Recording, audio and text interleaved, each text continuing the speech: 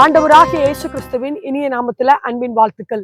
இந்த புதிய நாளின் காலை வேளையில இந்த வீடியோ மூலமாய் உங்களோடு கூட தொடர்பு கொள்ள தேவன் கொடுத்த வாய்ப்புக்காய் உள்ளத்தின் ஆழத்திலிருந்து நன்றி செலுத்துகிறேன். ஆண்டவருடைய கிருபையும் தயவும் உங்களோடு கூட இருந்து உங்களை வழி நடத்தி காப்பதாக. இன்று நாம் தியானிக்க இருக்கிற வசனம் சங்கீதம் 62வது சங்கீதம் 5வது வசனம் இப்படி சொல்லுகிறது, என் ஆத்துமாவே தேவனை நோக்கி அமர்ந்திரு, நான் நம்புவது அவரால் வரும். ஹல்லேலூயா. தாவீது தன்னுடைய ஆத்துமாவை பார்த்து பேசுகிறதாய் சொல்லப்படுகிறது பார்க்கிறோம். ஆமான், நம்முடைய நம்பிக்கையின் தேவன் அவர்தான். ஹல்லேலூயா. அவர் சொல்றாரு, ஒருவேளை சோர்ந்து போய் ஆத்துமாவில பலனற்றவர்களாய் ஒரு குறிப்பிட்ட ஆசீர்வாதம் வராமல் இந்த நாளில ஒரு பலவீனத்தோடு சோர்வோடு கூட இந்த புதிய நாளில் இந்த வீடியோவை பார்த்து கொண்டிருப்பீர்கள் என்று சொன்னால், தாவீதை போல நீங்களும் நானும் ஆத்துமாவை பார்த்து பேசுகிறவர்களாய் இருக்க வேண்டும். ஆமான், நம்பிக்கையின் வார்த்தையை ஒவ்வொரு நாளும் நாம் அறிக்கையிட வேண்டும். தேவன் எனக்கு நிச்சயமா இந்த காரியத்தில் அற்புதங்களை செய்வார்.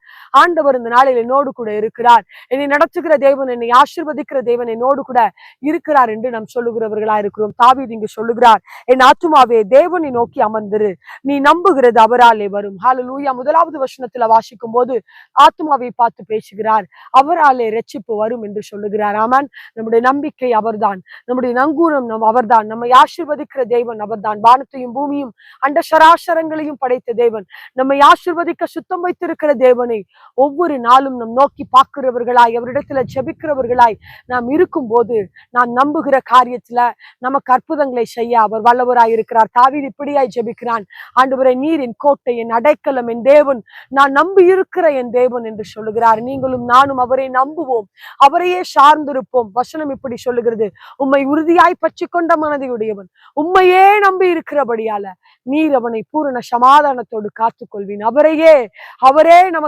அவரே நம்மை ஆசீர்வதிக்க வல்லவர் என்று அவரையே நாம் சார்ந்திருப்போம் என்று சொன்னால், நிச்சயமாய் நமக்கான நன்மைகளை செய்து அவர் நம்மை உயர்த்த வல்லவராயிருக்கிறார். ஆமான், அப்படிப்பட்ட நன்மைகளை இந்த நாளில உங்களுக்கு தருவாராக. ஏனென்று சொன்னால், நீங்கள் அவரை நம்பி இருக்கிறபடியால். ஒரு விஷயாய் கண்களை மூடி ஜெபிக்கலாம். ஆண்டவரே, இந்த நாளில் உண்மை நம்பி இருக்கிற பிள்ளைகளை நீர் ஆசீர்வதிக்க வேண்டும் என்று நாங்கள் ஜெபிக்கிறோம். அப்பா, சோர்ந்து போயிருக்கிற எங்கள் ஆத்துமாக்களை நீங்கள் திடப்படுத்துவீராக நாங்கள் ஜெபிக்கிறோம்.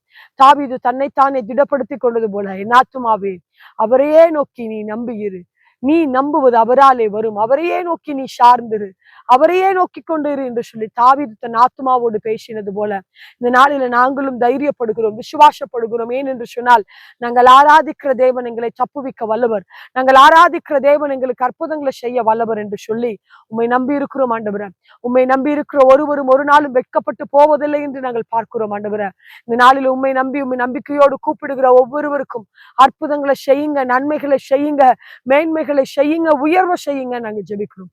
அப்படி செய்து நீர் அவர்களை ஆசீர்வதிக்கிறபடியால் நன்றி. அப்படியே செய்யுங்க, வழி நடத்துங்க. இயேசுவின் நாமத்துல நாங்கள் ஜெபிக்கிறோம் எங்கள் நல்ல பிதாவே. ஆமென். ஹல்லேலூயா. நிச்சயமாய் ஆண்டவர் உங்களை ஆசீர்வதிப்பாராக. ஆமென்.